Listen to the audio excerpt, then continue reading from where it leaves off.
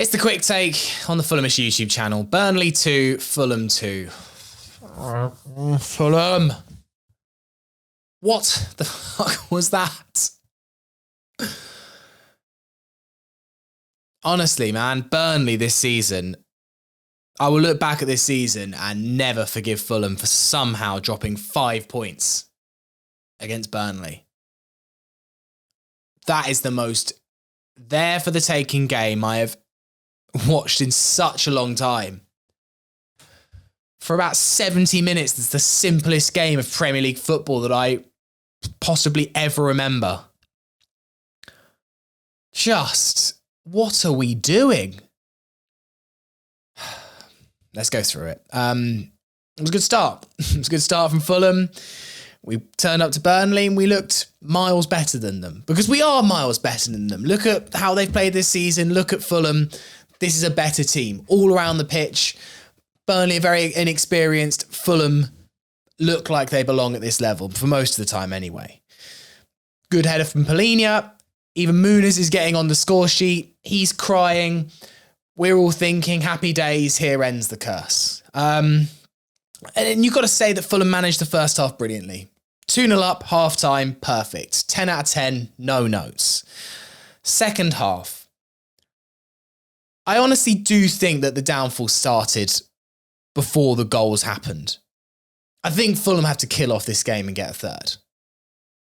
We have opportunities, and I just feel like Fulham, I thought in the first half, we'd found a clinical edge again. And in the second half, we get into so many great opportunities and we just waste them. Waste moments, good moments. Burnley are practically giving us the ball, willing us to score. And the game is there to kill it off. We all know about 2-0, right? You know that if you give Burnley a sniff back into this game, you know it's dangerous. It's a bit of a cliche that 2-0 is a dangerous scoreline. It isn't a dangerous scoreline. The stats back it up. But the concept is proven that a desperate team, if you give them an inch, they'll try and take a mile. And that's exactly what happened. The first goal that Burnley score. I mean, I think ultimately we're way too exposed. We're 2-0 up and not quite sure why we have so many up for a corner. I guess we're trying to kill off the game. It's Bernd Leno. I don't think the move is that dangerous. He gets down the left-hand side well. I think it's their new boy, Assignon, that puts the cross in. I can't exactly remember. And Bernd Leno just doesn't need to come. And look, Bernd has been brilliant this season, but mistakes have been creeping in the last few weeks. I think we have to be honest about that. This is not me calling out Bernd Leno, but there have been a few mistakes. But that's a clanger. He's nowhere near the cross. It's not even like he attempts to get the cross and he was a fingernail away. He was about a foot off it. He wasn't even in the same postcode as catching that cross.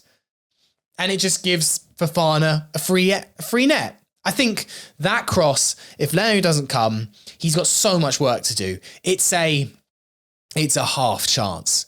There's defenders covering. It's just poor. It's just poor judgment. It's rash.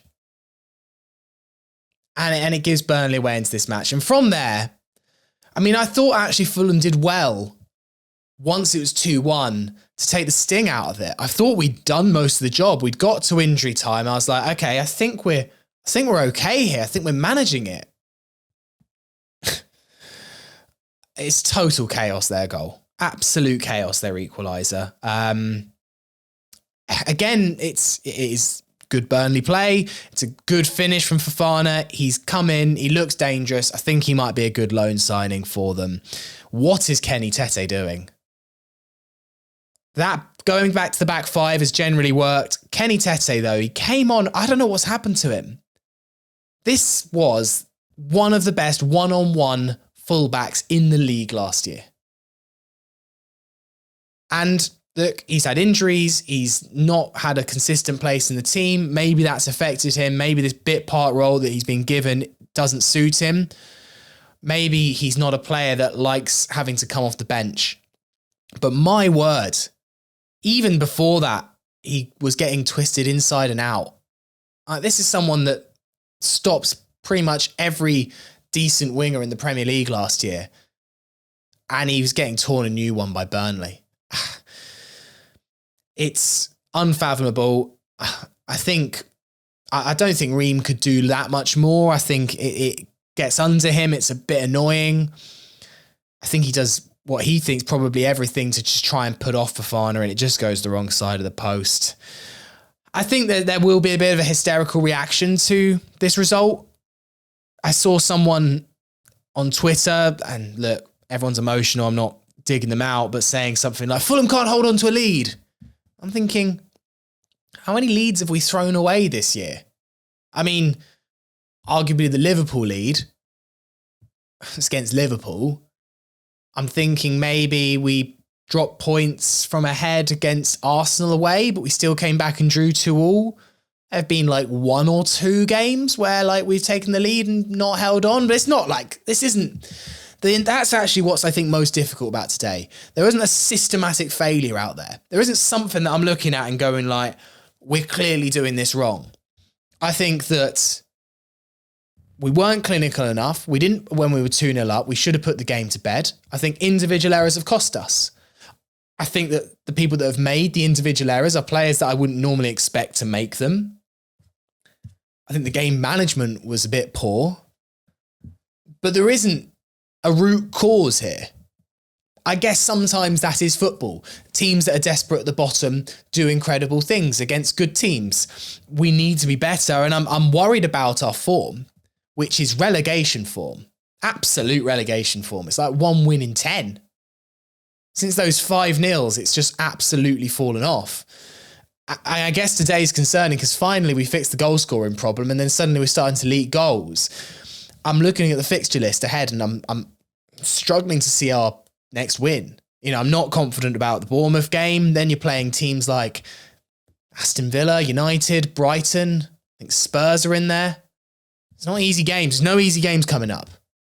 And we're going to have to pull one out the bag because we've picked up 2 points from games against relegation form teams, Everton and then Burnley. And we are not that comfortable, especially when teams at the bottom are picking up points. Luton are a juggernaut. We're above that mess, just. Today could have been a brilliant opportunity for us to just step out of the mess and breathe, relax. Now we're in a dogfight. Maybe that's a bit strong. It's a bit strong to say we're in a dogfight, but we're not out the dogfight. And that's what's so annoying today. So I think on reflection, we'll probably just say, look, I think more credit will go to Burnley than necessarily fingers pointed at Fulham. But we just got to cut out those individual mistakes.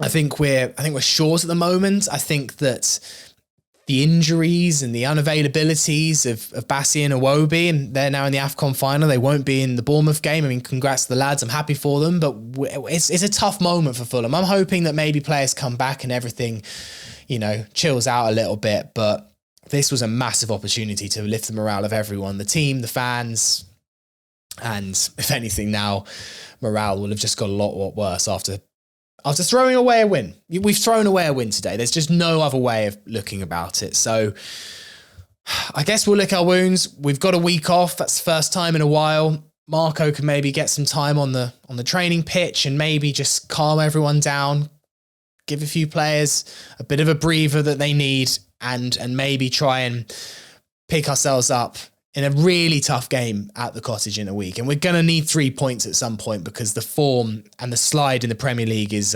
really alarming. And yeah, today is not one that we'll look back on in fondness. And I think, look, it's not important in the big scheme of things, but Turf Moor, for the love of God, 1951.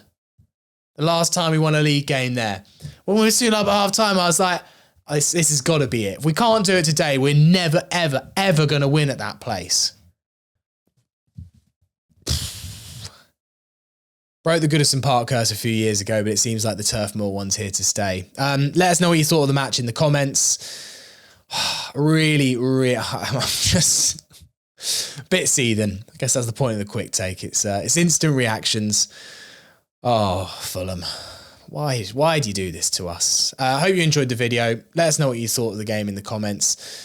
You whites.